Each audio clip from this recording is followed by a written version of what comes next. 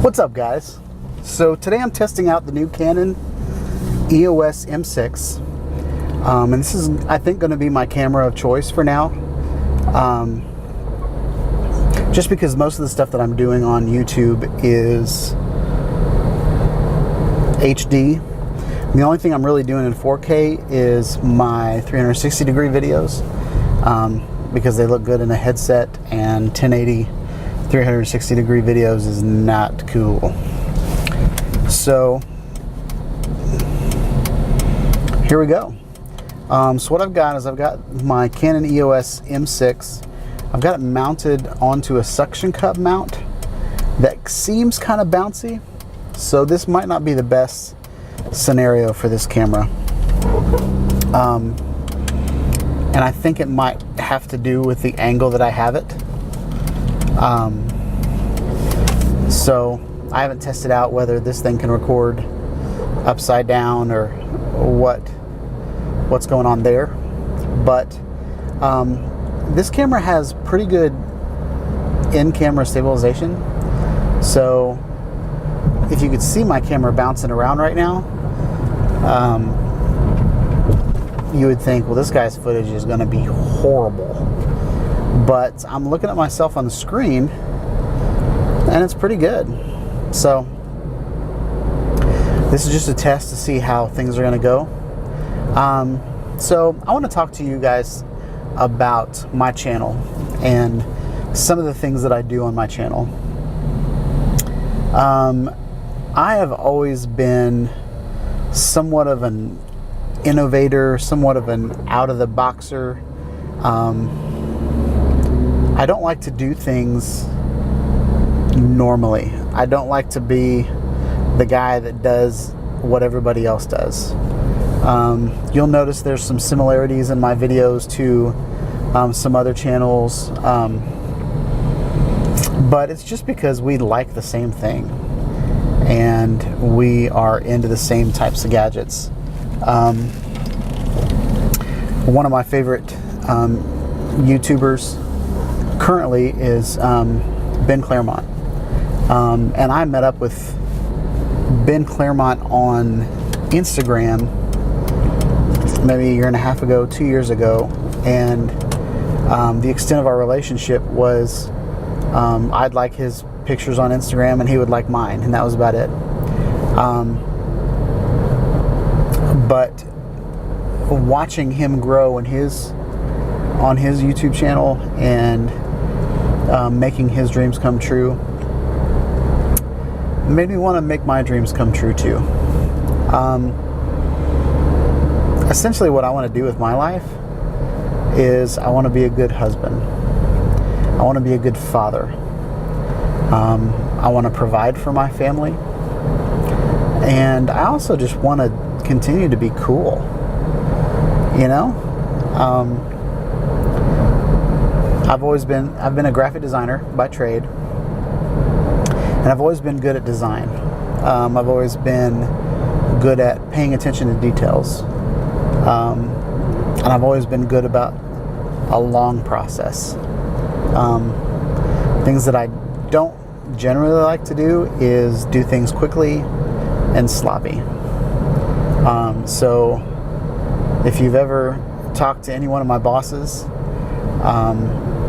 hopefully they would say that he did things right. Hopefully they would say he was thorough, or I never had any issues with his work. Something you wouldn't say about me is he did it fast.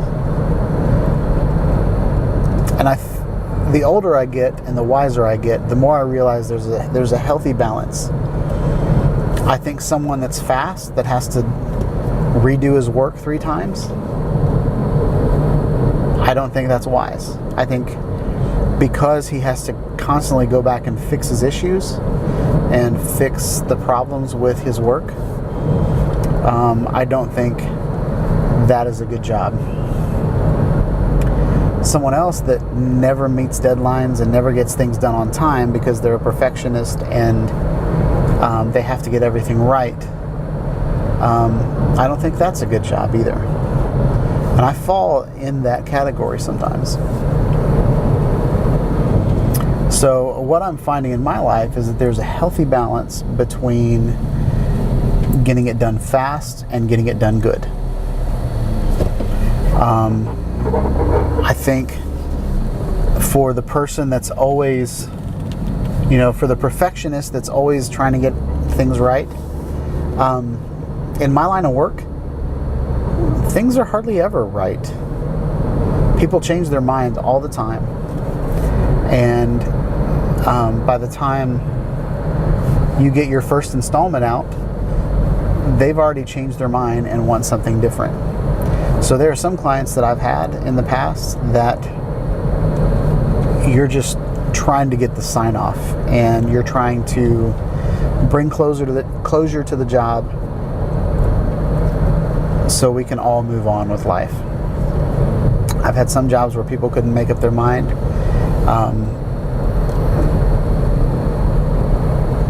There's the mentality of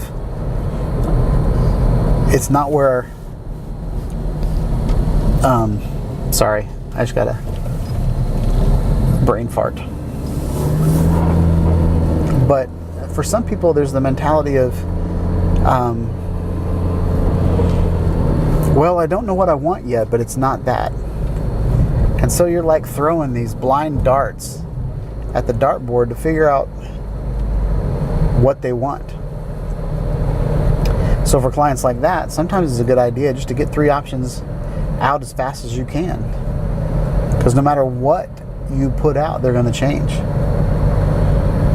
So that would be an example where working faster and less precise would be the better option for that particular client. Something else, if you have a client that wants excellence, then you need to provide excellence in order to keep that client and to make that client happy. So how does all this translate to my YouTube channel? Well, this is my current scenario. I have a day job. I work from anywhere between 7:45 to 8 a.m. till 4:35 p.m. Depending on the day, whether I skip lunch or what goes on. But so I've got a day job, and a lot of the YouTube videos that I'm providing for you guys are done on my lunch break. So scenario, I'll go through the drive-thru, scarf down my meal in the 5 minutes it takes me to get to the ballpark. I'll spend all that time at the ballpark. I'll spend like a half hour at the ballpark recording footage. Then I'll get back to my office and I'll upload all that footage onto my laptop, my personal laptop. And if there's any kind of long video processing, I'll go ahead and start those processes. So if I've got 4K 360 degree footage that needs to be rendered and needs to be stitched, or it needs to be converted, then I'll just go ahead and get all that stuff going. So by the time work is over, I've got all my footage organized and in place for me to edit the video when I get home before dinner. And then I'll throw it up on YouTube. And so that's generally what I've been doing. And for me, being the perfectionist, there is a lot of processes that I've had to put in place to make that happen.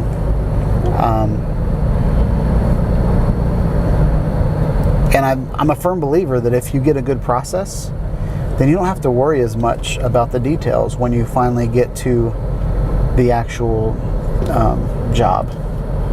So if you got your workflow on point and you've got your process dialed in, then you just go through the motions. Different day, different footage. So a couple things that I've done to make that happen is my intro and my outro. When I first started doing this channel, I would take all of the work files for my intro, and I would copy those work files into my new Final Cut Pro project, and then work from there. And so every time I would go to export a video to YouTube, it would have to re-render that footage all the time. So what I ended up doing was I just created an outro movie, and I created an intro movie, and from there, now all I do is grab those clips in just like they're another part of my video. And since I do different types of video, I have different intros and outros. I have a 4K version, I have a 1080 HD version, and I have one that shows up 4K 360 degrees, so my logo is in the front and my logo is in the back, and so by the end of the video, depending on what direction you're looking at, you can see my logo outro and my subscribe to my channel, all that stuff. So that's something I've done to cut down my process. Something else that I've done to cut down my process is not building a new library for every project. So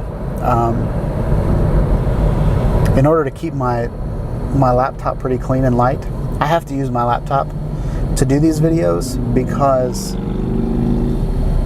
there's just no time for me to take my Mac Mini and set it up. A lot of, rendering files while I'm at work, just kind of in the background, has saved me a ton of time. And it's slower on my laptop than it is on my desktop computer, but since I just let it run in the background all day, it doesn't affect me. I don't notice it.